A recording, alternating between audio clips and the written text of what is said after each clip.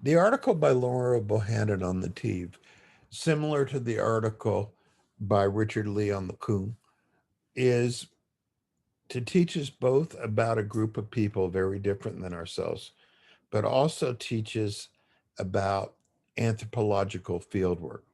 And Bohannan, as was the case with Lee, is secure enough that she makes a fool of herself on purpose in the article as a way to teach us the lesson. But she also teaches us very valuable tools that an anthropologist must have in their toolbox before doing fieldwork. So there's some terms in this article that you might want to use in your writings, but also might want to keep in mind just for future writings, because the same terms are important in some of the other cultures we study. Also, if you're confused about Hamlet itself, in External Leaks, I have a quick synopsis of the play Hamlet, so you'll know who the chief characters are. So, first, the terms. Age mates. In our culture, usually our kin, our family have our back, most important unit. In other groups, including the Tive, the age mates are the same. Even though the Tive actually allow for non heteronormative relationships beyond male and female, the age mates are the same biological sex. And they're people that go through each phase of the life cycle with you. They have many ceremonies for puberty, rites of passage, becoming adults, group marriages, and all of these are your age mates. When in trouble, it is your age mates that have your back. Chieftain is an area controlled by a powerful ruler, usually one person with many wives and many, many people serving under this person, usually, but not always male. Cultural relativism, yeah, you've heard this before. The cultural relativism is judging a culture by its standards rather than your own standards. And what you'll see in the article when I get to it, and since you've already read it, you already know, is cultural relativism is a two-way street. Bohannan judges the Teve in terms of her views at first, thinking is only one way to interpret things, and the Teves judge her the same way. But in fact, that's neither are correct. Leverite. If a man's brother dies, it is that man's obligation to marry his sister, his widow. That comes from the Old Testament, and you'll see it in this story too. Polygyny is one man with many wives. Now you're going to see the opposite of that, polyandry, in the next article, one wife and many husbands. Socialization is simply how we learn the rules of a culture.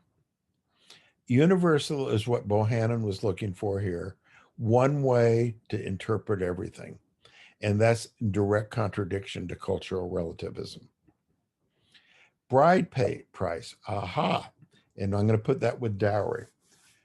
Traditionally in Western culture, it is the bride's family's responsibility to pay for the wedding. Notice I said family, not bride, because marriage is traditionally between kinship units, not individuals. And we've sort of broken away from that in the last couple generations. And the reason there's a dowry is women in these cultures, including our own, have been considered less useful, more of a burden. So, in fact, they're paying off the husband's family to take on the responsibility of her. Now, it's ironic, even in today's society where women are gaining more and more economic status, still not equal to men, it is still expected generally for the bride's family to pay a dowry. Bride price is the opposite. In cultures, including the Tiv, where the bride is considered economically important, although it's a job I don't think any of us would like, the groom's family pays her family for the loss of her services. Okay. Tiv live in Western Africa, on the in Cameroon and Nigeria. They're the fourth largest group in Nigeria, but only 2.5% of its population. Still, that's 6 million people. They live on hilltops surrounded by swamps. And I've been pushing you to understand the relationship of the environment to the culture. And this also explains the importance of year-round field work rather than going just at certain times. And you'll see how both these issues play out with the Tiv. And they have a very intense rainy season of about 3 months. Their social structure, before the British took over, they lived in villages of 500 or 600 people. Stockaded means walls, which means war was always a possibility. Um, Now the compounds tend to be much smaller. Now, 83% of the males in each compounds were the members of patrilineage.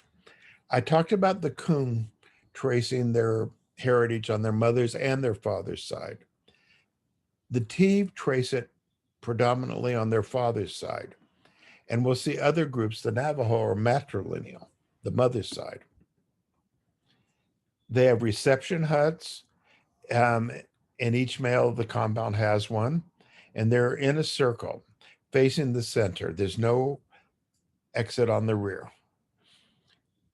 And behind the sleeping hut, each man's wives has their own hut. And they have granaries of several sorts associated with each sleeping hut. Now, their economy traditionally are subsistence farmers. That means that they grew things on a yearly cycle, but they weren't complicated. They didn't have much irrigation. They would burn the fields at the end of the year and clear them in the spring. They raised yams, sweet potatoes. If you want to become an anthropologist, one way you could bore people at party is do long discussions of the difference between yams and sweet potatoes. They did maize for beer, and you'll see that beer plays a big part of the story too. Peanuts, peppers, and several other products, greens, mushrooms, seeds, leaves, and they raise goats, sheep, chicken, ducks, and guinea hens. They had a very distinct division of labor. Now, remember, I said the bride was valuable to her family. So when she married off, they lost all this labor.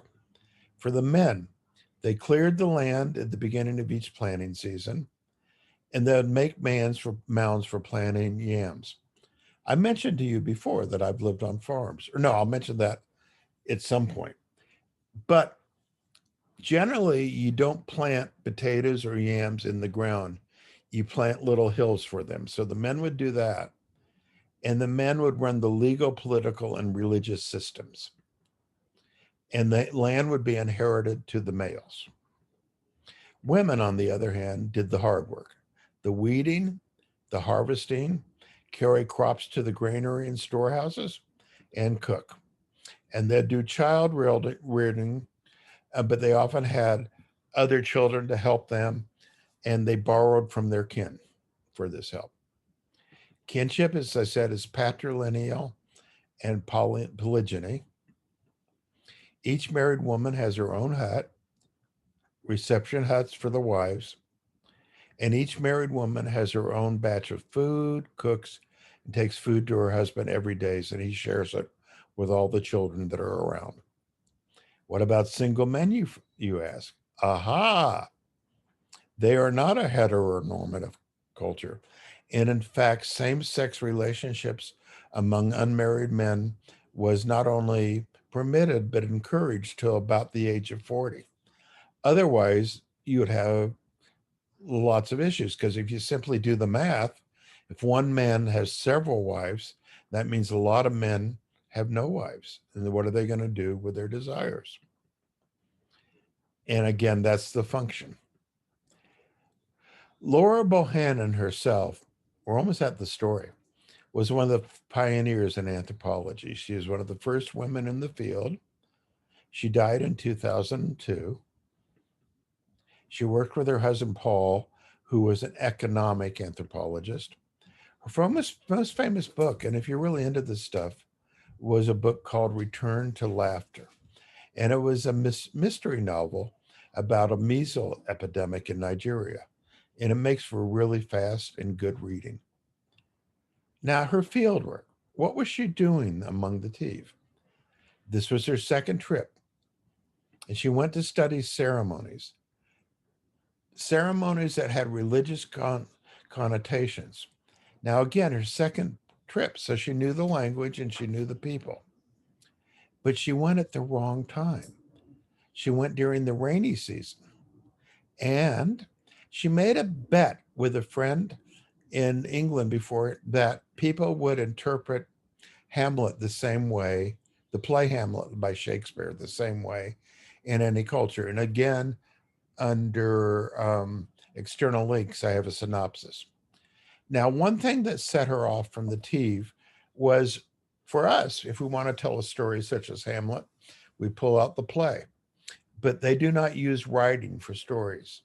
They use writings for bride price contracts, taxes, letters, and court documents.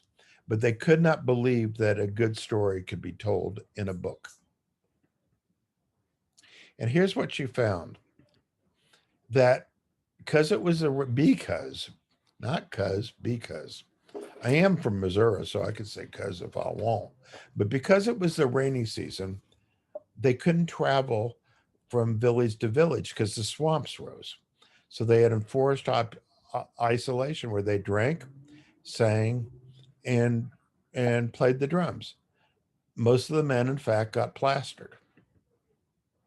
They chewed on cola nuts, and serious talk, the men told her, was impossible during the season. So storytelling was, to them, was a skilled profession that only a few could do. And she wanted to learn their stories, and they would use their power to withhold information. And basically, it became a bargaining chip, meaning we're not going to tell you any of our stories unless we tell you yours. So it was a two-way street. So I want to put up some of the things that showed up in her telling of the Hamlet story.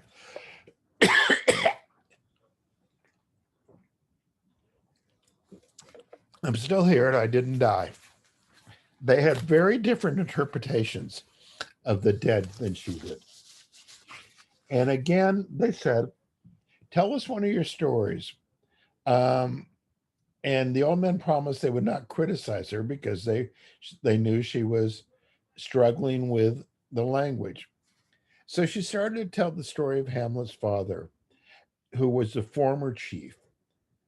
Um, why was he not the chief? He was dead. Um, well, how could you see him if he was dead? Well, we could see ghosts. They said, you cannot see ghosts. That's very different than our culture. Um, and she said, well, my culture is different. And they said, ghosts can't talk. And she said, ghosts have shadows. Ghosts could talk. And so then she began to really get into the story.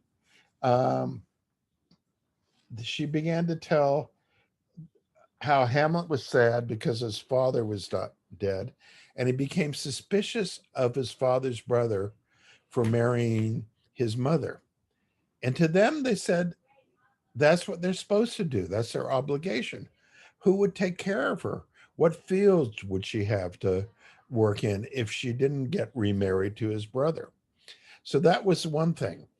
And he said, well, in our culture, she said, in our culture, widows should wait at least 2 years to get married. And they said, that is way too long because she would starve in those 2 years. And he said, well, Hamlet was suspicious of his mom because she got married in 1 month. But to them, it made sense for her to get married in a month because otherwise she would have problems. Also, they were curious over the fact of whether Hamlet's father and his brother had the same mother, because that seemed very strange to them too. Because in polygyny, it's expected that you would be brothers by different mothers. Then there is this whole discussion of omens, ghosts, zombies, and shadows. Uh, they also didn't think that Hamlet's brother was a great king because he only had one wife. How could a great king only have one wife? So they questioned that too. Then she talked about how Hamlet's dead father came to him as an omen. And they said omens can't talk. And they said he wasn't an omen. You must be confused again. Um, she said it's a thing we call a ghost. What is a ghost? An omen. No, a ghost is someone who is dead, but who walks around and talks.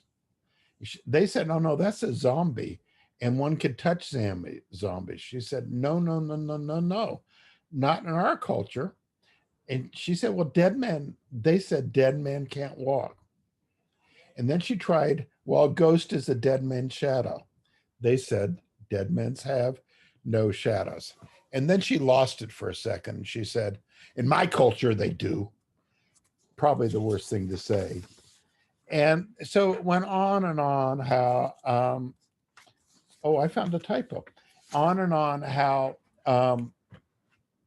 Hamlet wanted revenge, and they said it's the roles of the age mates to do revenge. And then they talked about how he got mad at his mother, and they said, you can't scold your mother. That's against our culture.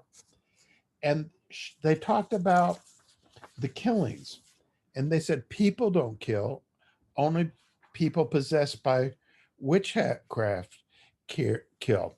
And when Ophelia drowned in the river, she didn't drown by the water because water can't kill, but only bewitches. People bewitched could be killed. Now, this becomes very important in a lot of cultures.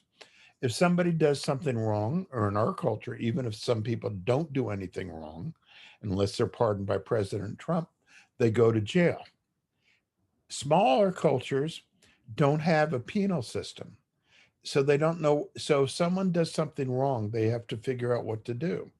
So the best thing they could say if somebody does something wrong, and we'll see this more clearly when we talk about the Apache and the Navajo, it's because they were temporarily under the control of witches. So they just have to cure them of the spell, and then they could accept them back into the society. So if someone is mad, it's not their responsibility. When he killed Polonius, Polonius was behind the bushes, and he heard him, and he killed him. And they decided that was Polonius's fault because they're hunters as well as farmers, and you don't walk around in the woods when people have weapons without announcing yourself. And if you think that's ridiculous, think of our culture during hunting season, how many people get killed. So he thought it was a rat, and Polonius didn't identify him. So she goes on, and they said, well, you did very well, but you made several mistakes in the story.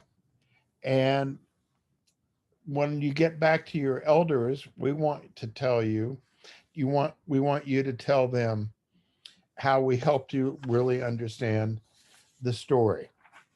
And so the elders kind of retold the story from their perspective. Um, and she said this, they said it's a good story in a very condescending way. And you told it with very few mistakes. If you read the article, they caught her on every line. And then they said, sometime you must tell us more stories of your country. We were elders, we will instruct you on their true meaning. And then when you return to your lands, the elders will see that you have not been sitting in the bush, but among those who know things and who have taught you wisdom. So this is a perfect example of cultural relativism, both on her part, thinking that it was a universal and they would interpret it her way, and on their part, thinking their way was the correct interpretation. Who's right? Neither group is right. It's culturally relative to the setting that you were in. So go do your homework.